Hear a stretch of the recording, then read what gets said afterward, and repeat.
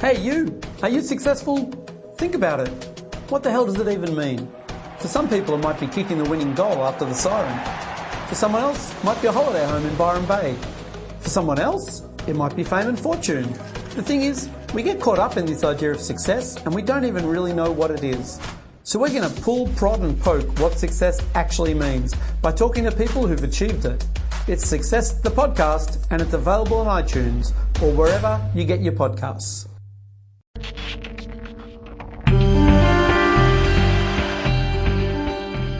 Michael, there are so many loose ends and unexplained coincidences in Phoebe's story.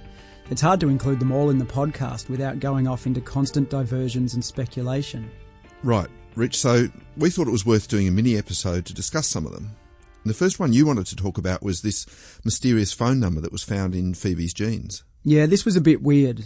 More than 7 months after Phoebe's death, Brendan Payne, the detective preparing the brief of evidence for the coroner, got a phone call from the Victorian Forensic Sciences Centre. They'd found a piece of paper with a telephone number written on it. It was discovered in Phoebe's pocket. So, let's pause here for a second. It took 7 months for a phone number in the pocket of a dead woman's jeans to be passed on to police. Anyway, whose number was it? Well, that's a good question. Like a lot of the stuff we've covered in Phoebe's story, it ended up a loose end. The number was registered under the name of Tina Smith to an address in Greensborough, which is a suburb in Melbourne's outer north. But when Detective Payne looked further, he found the name was a false one and that the address didn't exist. So they never found out who Tina Smith was? No, they tried a number of options, like looking if the phone was registered or bought and registered with a credit card, or something like that, to discover the real owner, but all of it turned up nothing. There's one theory that was sort of speculated on around the inquest, which was that it might have belonged to the drug dealer that Phoebe met 2 days before her death to buy some ecstasy from. But 7 months after her death, there was no chance of finding anything useful. So we've talked through the series about a few of the other things we can't explain. The lack of fingerprints on the chute. The videos on our site show 2 young women trying to climb into the chute, had to put their hands all over the entry hatch just to get in, but no prints show up. Yeah, and another big one for me is the question of Phoebe's jeans. It doesn't make any sense that when Phoebe was found that her jeans were around her knees, going down the chute at speed would most likely make your jeans right up, not down.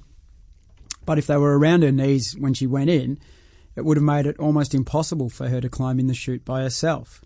I agree. Then there's all the evidence that she was going out that night.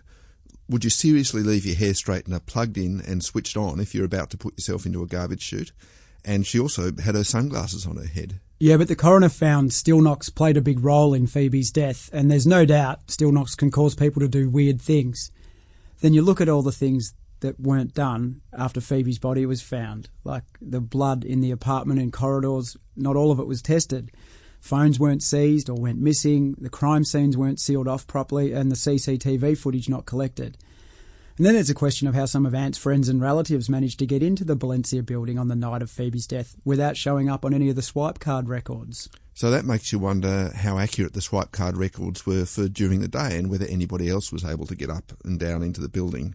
There's a lot that doesn't add up, and we're going to post a full list soon on the site, which is theage.com.au/Phoebe's Fall. And always, if you know anything or want to contact us, get in touch via the confidential tips line on our site.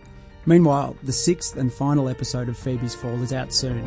It addresses the notion of justice and asks whether Phoebe got it.